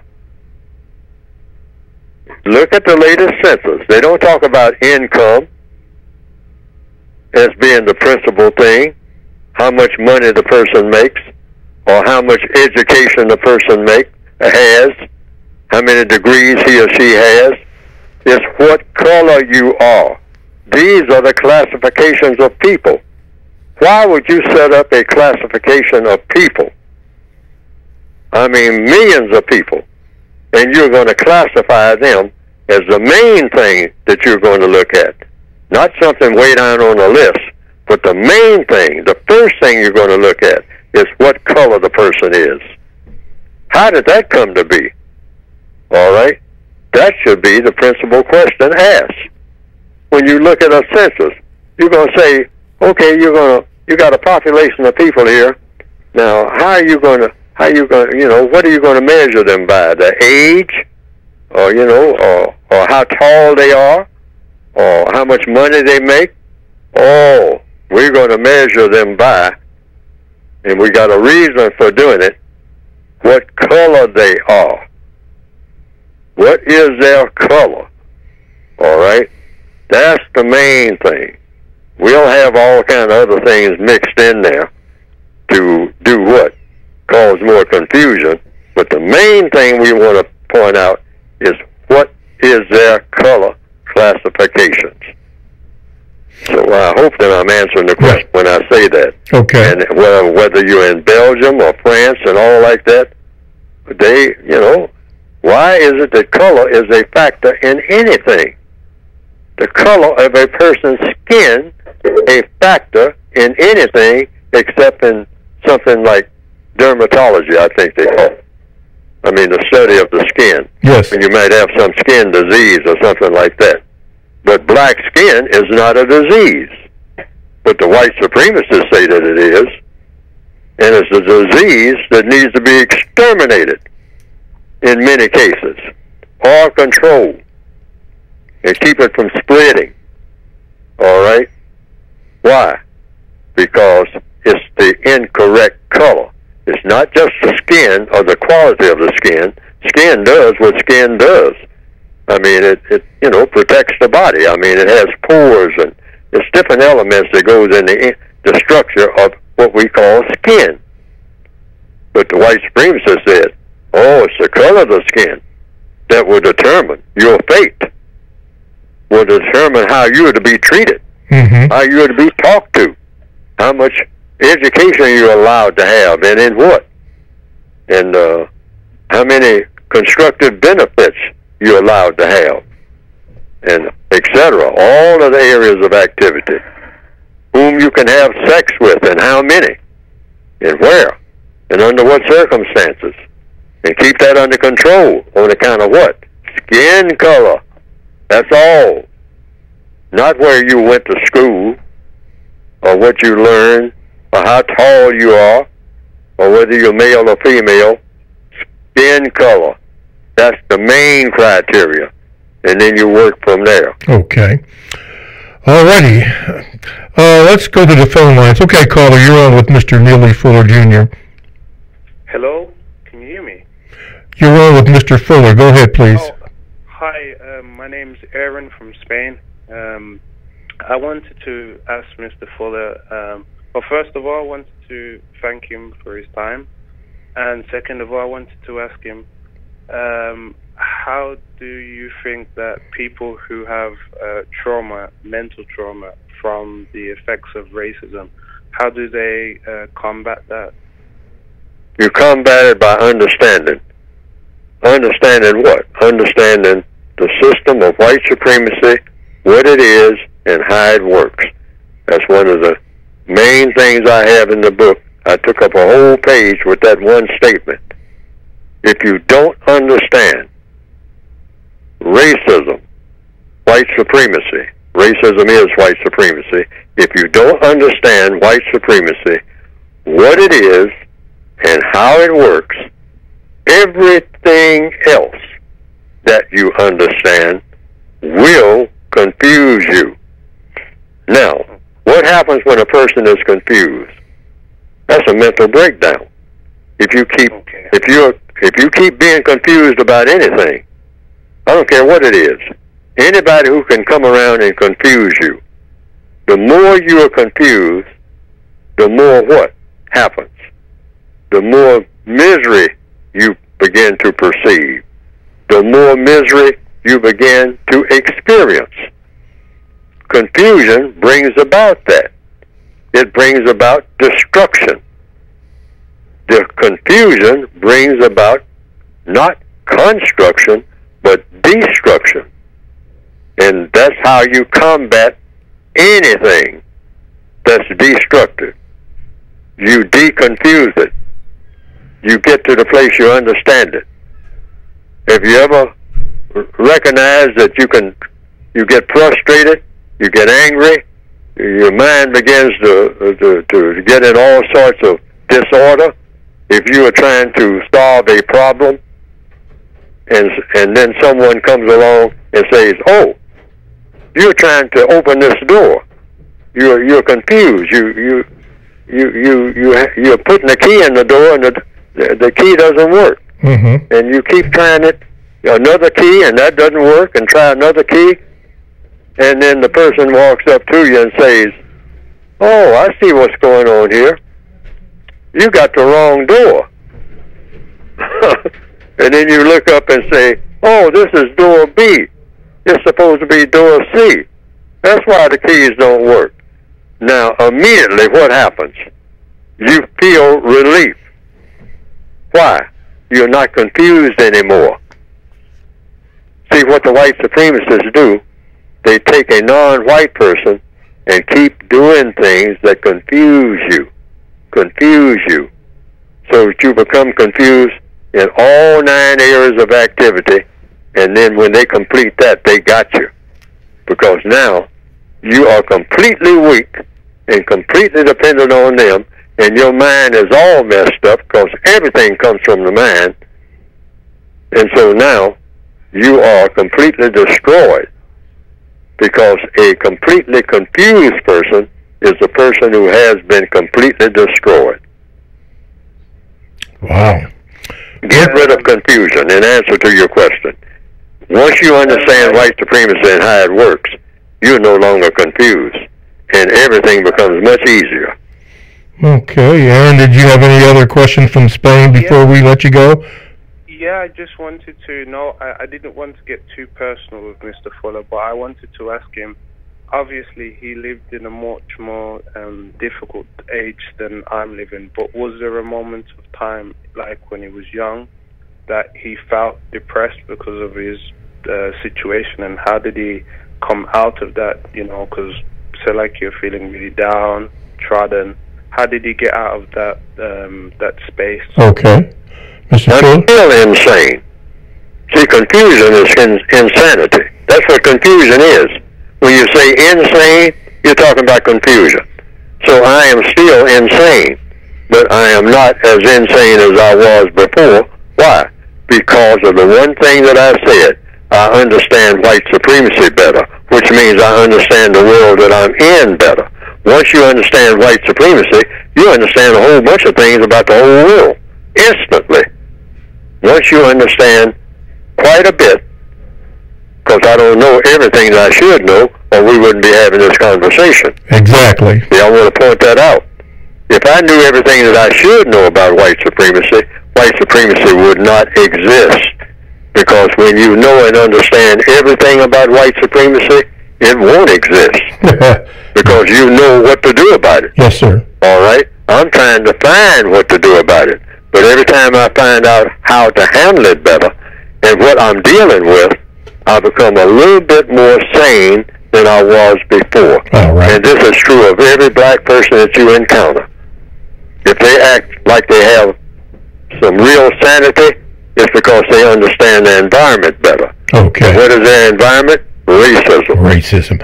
Okay. If you understand your racism better, you are becoming more and more sane. Okay. Before we talk about your book, let me take this phone call and then we'll talk about your book. Go ahead, caller. You're on with Mr. Fuller. Hello, this is James again calling from North Carolina. Mr. Fuller, what do you think must be said or done to increase the likelihood that the collective body of non-white people will finally start thinking, speaking, and acting in a compensatory, counter-racist manner?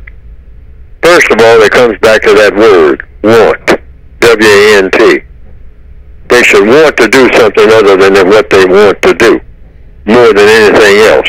They should want to replace the system of racism with the system of justice.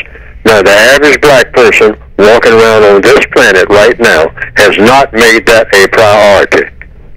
You should wake up in the morning thinking about, what can I do?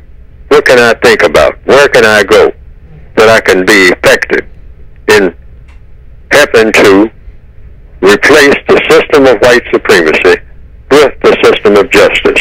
What can I do today? What can I say today on the job that will help to do that? To help to promote the production of justice. Because when you promote the production of justice, you're automatically eliminating racism. Yes. Automatically, without even mentioning racism. And I've told people, even on jobs and whatnot, particularly on a job, don't ever mention racism until somebody else mentions it. Okay? But always talk about justice, which means what?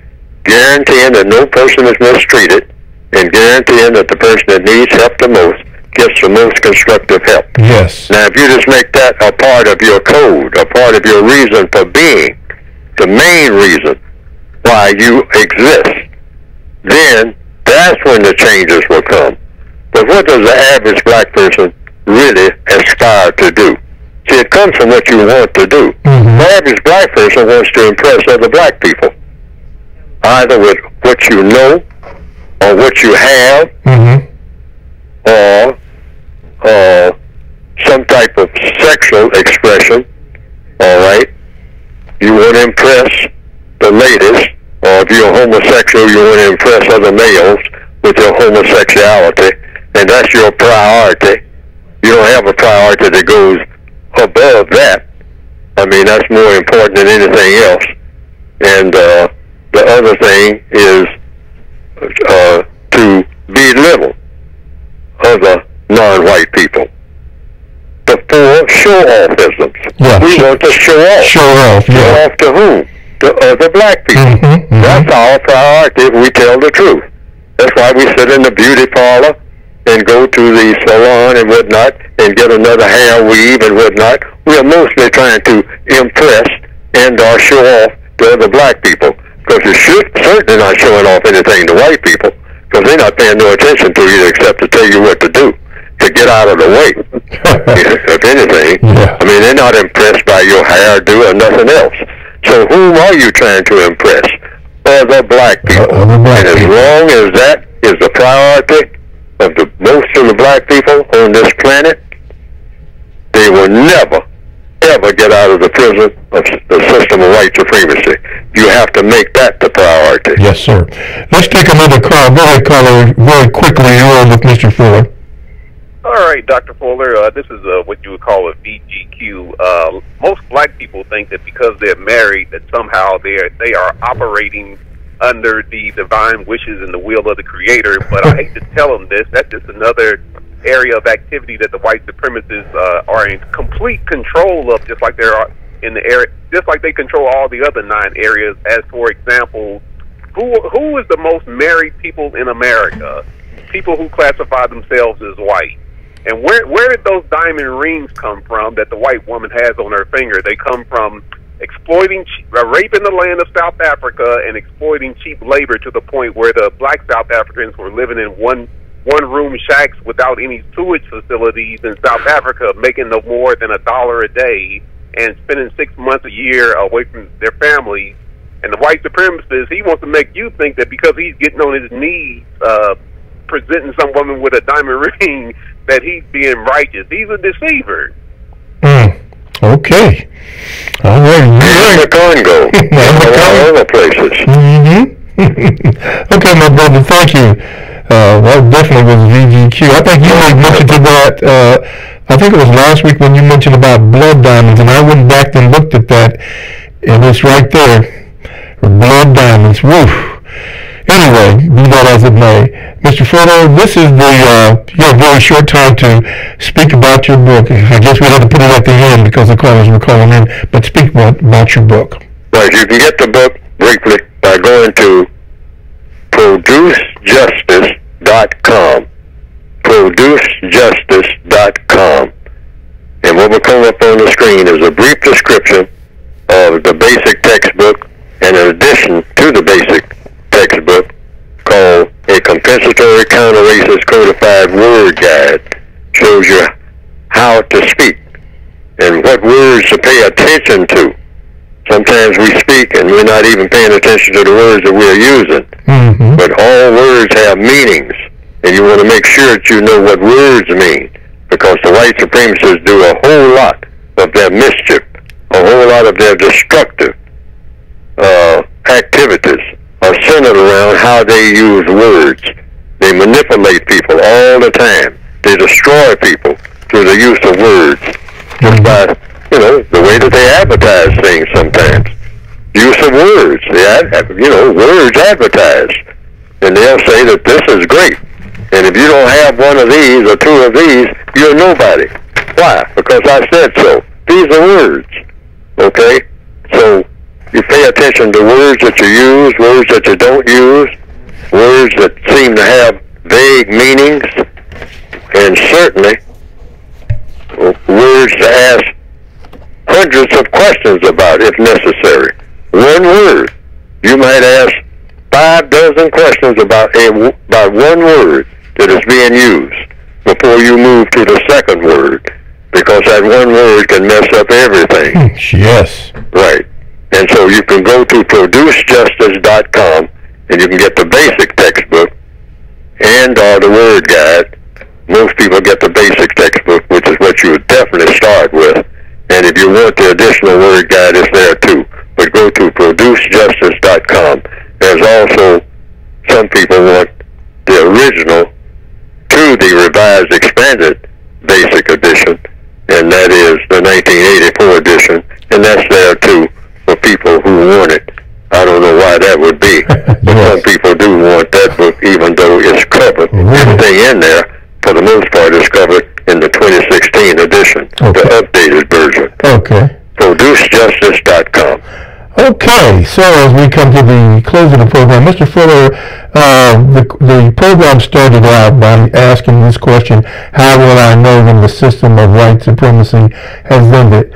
The beginning of your book, you have that statement in there which we read all the time: if you don't understand racism. For those that are new to the show, could you repeat that for them? That statement? Yes, sir. Very powerful statement. Yes.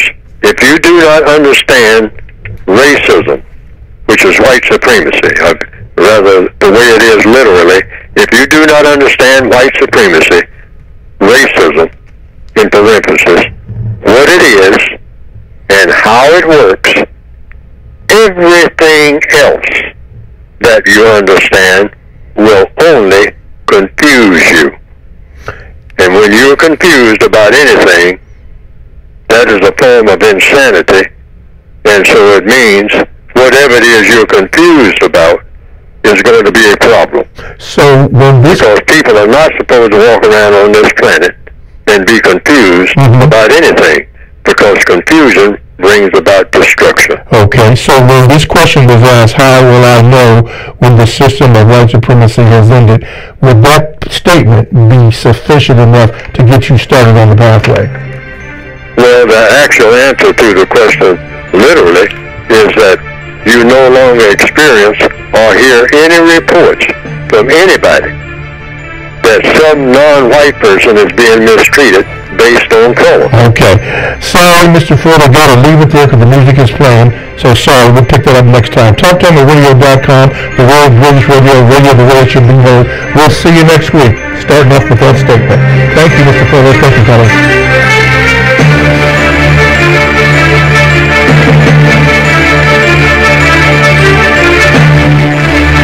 Thanks for listening to the Compensatory Concept with Mr. Neely Fuller, heard exclusively on TalkTimeRadio.com, the world's greatest radio. The most important question in all racial matters is why.